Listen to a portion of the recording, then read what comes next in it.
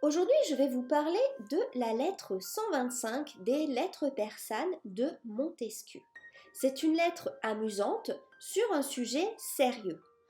Le second paragraphe de cette lettre a une dimension comique, car le narrateur tourne la notion de paradis, mot ayant généralement une connotation positive, en ridicule et la compare à l'enfer. Il se moque des récompenses médiocres offertes aux fidèles pour l'éternité et ne comprend pas pourquoi les croyants voudraient se retrouver au paradis.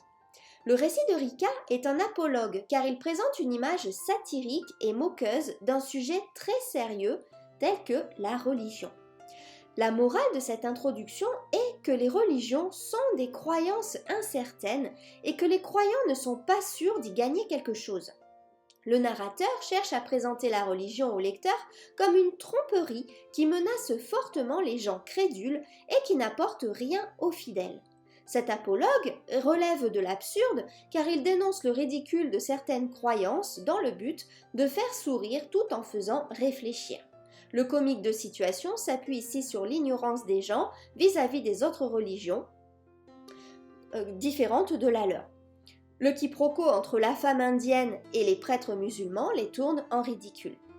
L'irrévérence envers les religieux et les religions est remarquable dans cette lettre, puisque cette lettre de Rica est chargée d'ironie. Il se moque de l'incapacité des religions à traiter la question du bien et du mal. L'antithèse « j'ai vu des descriptions du paradis capables d'y faire renoncer tous les gens de bon sens » est bien sûr ironique, car elle compare l'idée du paradis, qui devrait être le rêve de tous les hommes, à un enfer dont personne ne veut s'approcher. Rica qualifie les discours religieux de mensongers, manipulateurs. Dans la phrase, les prêtres indiens ne sont pas moins stériles que les autres dans les idées qu'ils ont des plaisirs du paradis. Le pronom on renforce l'ironie de Rica vis-à-vis de la véracité de la religion, comme si tout le monde était du même avis que lui. Pendant son récit, Rica se moque ouvertement des religieux. Le bonze, homme de grande sagesse, essaie de convaincre la jeune femme en lui présentant les bienfaits de la religion. En revanche, cette argumentation est inefficace car elle ne sert qu'à dissuader un peu plus la jeune femme qui n'est pas motivée par les récompenses promises à l'issue de son sacrifice. Cet apologue traite toutes les religions avec désinvolture car il met en valeur à quel point ces croyances qui se veulent raisonnables peuvent être absurdes. Cette lettre est aussi une réflexion critique et métaphysique. La femme mise en scène dans la lettre ne paraît pas fortement attachée à sa religion, car elle ne renonce pas à désobéir à ses croyances pour suivre ses propres intérêts. Selon sa religion, la femme doit une loyauté totale à sa famille, à tel point qu'elle doit suivre son mari dans la mort, c'est-à-dire que lorsque le mari, qui est toujours beaucoup plus âgé qu'elle, meurt, donc forcément avant elle, puisqu'il est plus vieux, eh bien il va être incinéré et elle doit être brûlée vive avec lui sur son bûcher funéraire. Donc ça, c'est un thème qui est repris par Voltaire dans Zadig, notamment.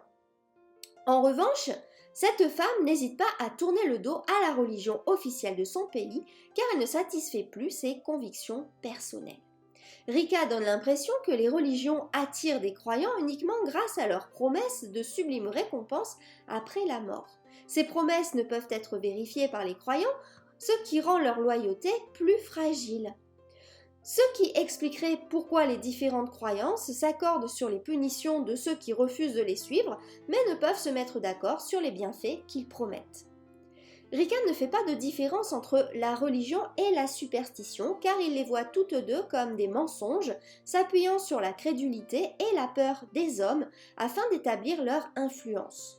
Il utilise même le lexique de la peur et de l'autre monde, épouvante, peine, menace, pour décrire la religion tel un piège.